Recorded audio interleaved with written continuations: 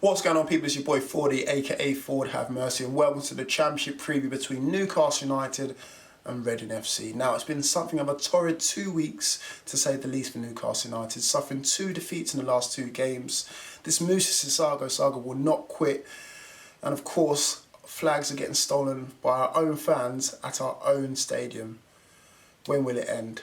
Now, moving on from there, I'm hoping that we can give Reading a thorough beating and send them all the way back to Berkshire with their tails in between their legs. Let's start off with the history, shall we? Let's not go too far back though, because again, I just want to focus on the last 2 games. The last game in particular was in 2013, where we played them in the Premier League, and Reading ran out 2-1 winners thanks to 2 goals from Adam Lafondra. Rewind to 2009, which is more relevant because when we both were in the Championship, and Newcastle United ran out 3-0 winners thanks to a hat-trick from Shola Amiobi. Now, if you haven't watched my video yesterday, why not? Again, I got a great insight to the way Reading will play thanks to one of the guys from Reading Away Days, and again, it's something that's kind of interesting and at the same time something we can take advantage of to make sure that we get our first 3 points on the board. Now, since the Amsterdam's come in, it's been a change of tactics and a resurgence of the way that Reading have played. They no longer play this long hoofball that they might have suffered at the hands of Brian McDermott or even Alan Pardew. Now they get it down and play the Ajax way, the Barcelona way, to a lesser extent of course, but nonetheless it seems to be working.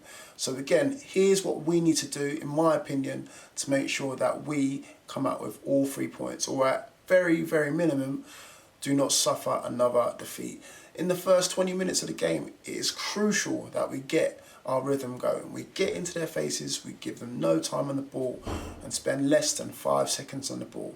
If you can count to 5 with each player on the ball, then what are you doing? Either people around you are not making enough runs, or you have not got the creative juices going in your head to cut it at this level. Simple as that. Now, after that, guys, we need to make sure that we get a goal in this first 20 minutes to settle everyone's nerves. All the fans, all the players, all the management are going to be on edge because, again, we've got high expectations of getting out of this league at the first attempt. So why not start from now? Don't leave it to the 60th minute to start playing when we're 1-0 down. Get right in, get stuck in, and make sure we get a goal to show for it when we're going into half-time, hopefully 2-0 up. Now, in terms of lineups, who will start? Well, there will be some players that will start because, again, they deserve it, and there's some players that will start because we've got no one left. Sells, will he start? Unfortunately, I believe he will do. And the reason why I'm saying unfortunately, because I'm more of a Darlow fan than Sells. I do believe Sells has got some ability, otherwise he wouldn't have been bought. But at the same time, he will get the nod ahead of Darlow, in my opinion. In terms of defence, I can see the defence lining up no different than what it was on Saturday.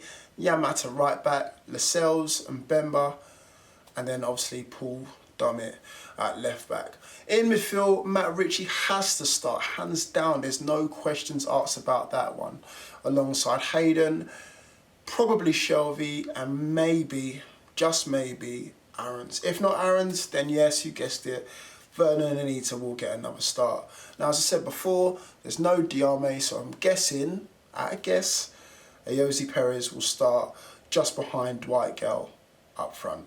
In terms of Reading's lineup, I'm not too sure about that, but again, if you watched the video yesterday when I spoke to some of the guys from Reading Away Days, they will have key men like Paul McShane, who will be deadly at set pieces, and we all obviously know him from his Sunderland days.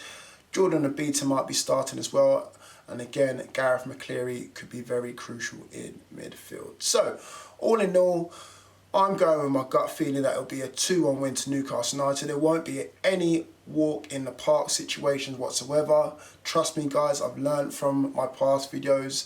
Thank you very much, Huddersfield fans, for pointing it out that it's not an easy league to get out of. Yes, I've taken that on board. So again, 2-1 to Newcastle United, and this is when the proper revolution starts. Guys, you know what to do by now. If you like the video, please give it a big thumbs up, like, share and subscribe, and I'll see you all very soon. Keep it tuned. Peace.